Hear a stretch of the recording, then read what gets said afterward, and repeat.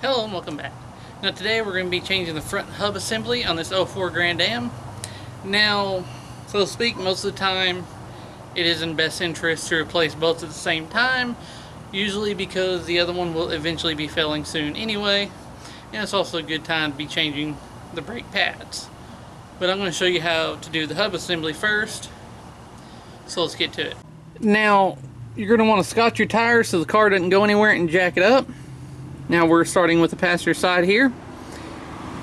We're going to remove the wheel and tire and expose all this.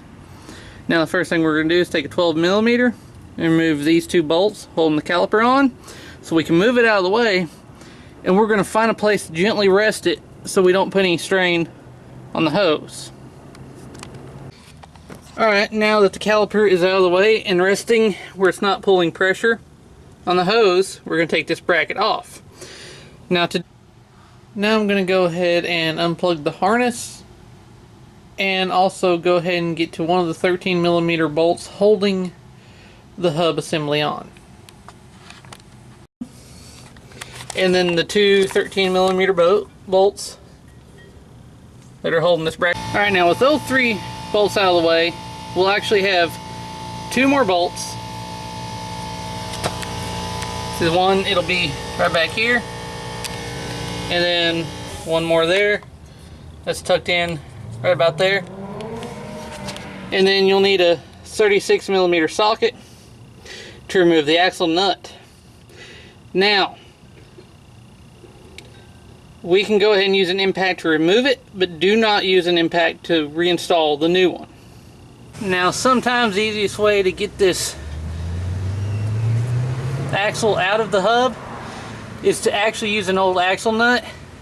Leave those two bolts in. Set just slightly enough so you don't mess up or damage any threads. Just start tapping on it with a hammer and you'll see it start to slide backwards. Then you can loosen it off, start to remove it. Now comes the fun part of putting it all back together. Now, one thing to keep in mind, you're going to want to put this wire through here very carefully. You don't want to damage anything. In fact, the one we removed, the reason why it went bad, because you can tell that something cut through it somewhere in here. Now, the difficult part is there ain't much you can do here, except try to keep it on the bracket where it should be. Make sure you do put this back on now, behind it, and keep it in place. So that one, you want to take it apart again and put the bracket back on, but you got to have this bracket on here to have a place for the sensor to be pulled away from the axle here so it doesn't damage it.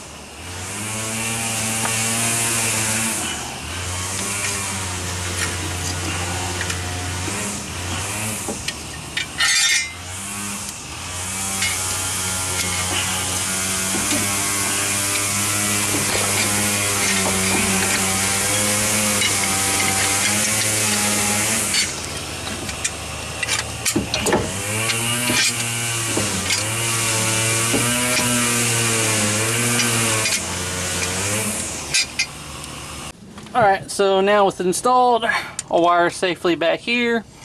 What I did was went ahead and tightened down the three holding the hub itself together. And now comes installing the axle nut. Now, do not use an impact wrench to install this. You'll mess up the needle bearings in the hub assembly.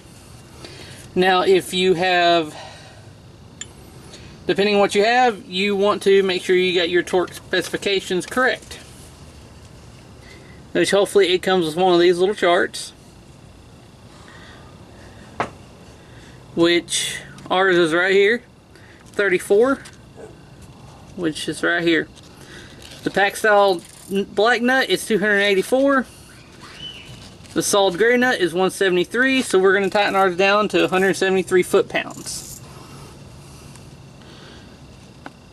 Now I'll show you some of this, so just in case you need some information.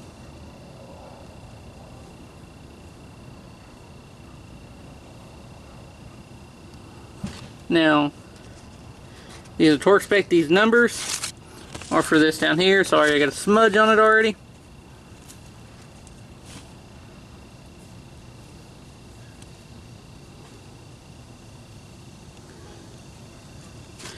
But now we're going to tighten ours down to 173 foot-pounds. Now once all of these three holding the hub assembly are tightened down, make sure your bracket's there. Plug in your sensor, make sure there's clearance, make sure there's nothing rubbing on it, make sure it's not flexing and moving. Make sure this is torqued down to torque specs. Then we're going to slide our rotor on before we get too far, because once you put your caliper bracket on, you won't get the rotor on.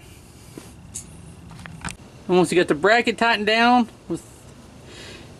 put your shoes back in, then it's time to put the caliper back on. And then all we gotta do is put the wheel and tire back on and we're done.